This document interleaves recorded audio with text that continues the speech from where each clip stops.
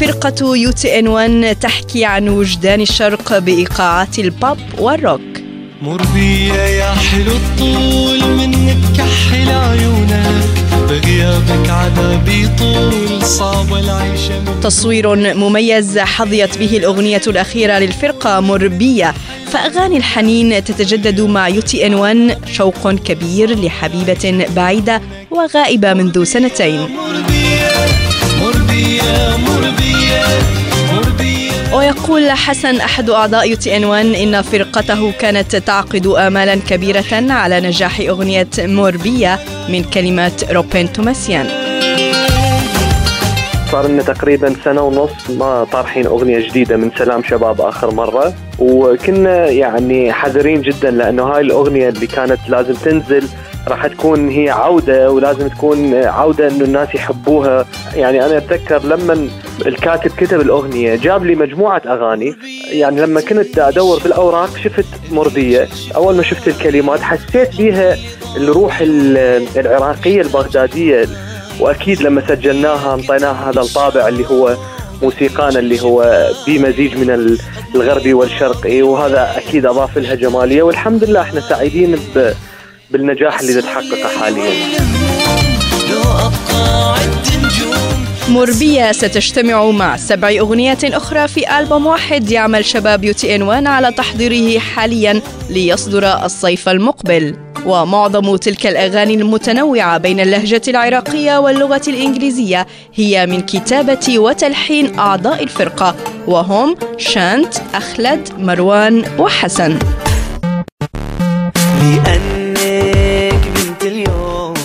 اكو نضوج موسيقي عن الالبوم الاول، شخصيه UTN1 تبلورت اكثر، الموسيقى، الكلمات، الالحان، كلها راح تشوفون انه برايي هي نضوج موسيقي، يعني هي الخطوه الجايه. وانا بصراحه حاب الالبوم وجدا متشجع، يعني كل ما نسجل اغنيه جديده دا افرح بالنتيجه، فاتمنى كل الخير انه الناس هم تحبه ان شاء الله.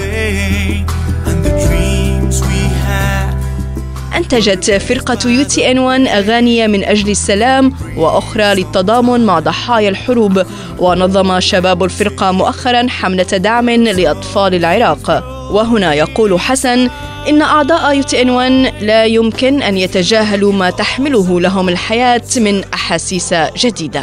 أكثر شيء يميز الفرقة أنه إحنا نحاول نكون صريحين مع نفسنا، يعني لما نحس بوضع العراق والوطن العربي بالظروف الصعبة والأيام العصيبة اللي يمر بيها، ما نقدر غير أنه نكتب عن هذا الشيء، مثل ما كتبنا While We Can وكتبنا Hold On وWar وسلام شباب. وأيضا بنفس الوقت يعني إحنا هم مثل باقي الشباب هم نحب ونعيش بحالات حب، فدائما هم نحاول نكتب عن الحب، وهذا اللي تقدرين تشوفيه بأغانينا إنه أو تسمعيه بأغانينا هو الطابع المختلف، لأنه كل ما يصير عندنا نوع من الإحساس الجديد نحاول نسوي عليه أغنية.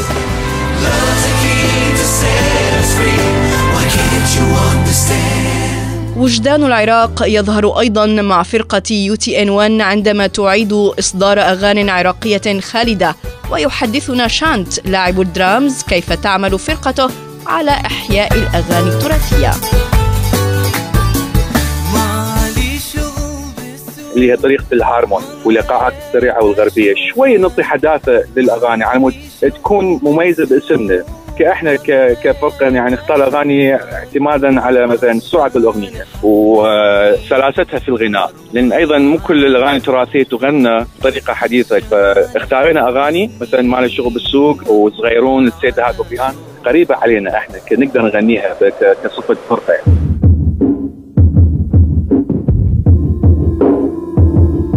ويوضح شانت أيضاً كيف جمعت فرقة UTN1 بين الشرق والغرب. فرقة تأسست على تأثير غربي في البداية، يعني من سنة 99 كنا نسمع دائما كل يوم الأغاني الغربية مثل مايكل جاكسون، البيتلز، هذول العمالقة، فتأثرنا فيهم صراحة. وإحنا دائما نحب أيضا الشرقي لأن إحنا ولادتنا يعني بالعراق، فلازم نمزج، فكان شوية اختيار صعب بالبداية شلون نمزج هالاثنين. بصفتي كدرامر يعني كان أبى عليه كثير إنه كيف تطلع إيقاعات ترهم أو تتراهم مع اللحن الشرقي. كانت سنين أحلى مكان. بصمة خاصة تسجلها فرقة UTN1 العراقية، فهي فرقة عربية أولاً، ولأنها تمزج بين الشرق والغرب ثانياً. جميلة من تجيل الحي عينينا عليك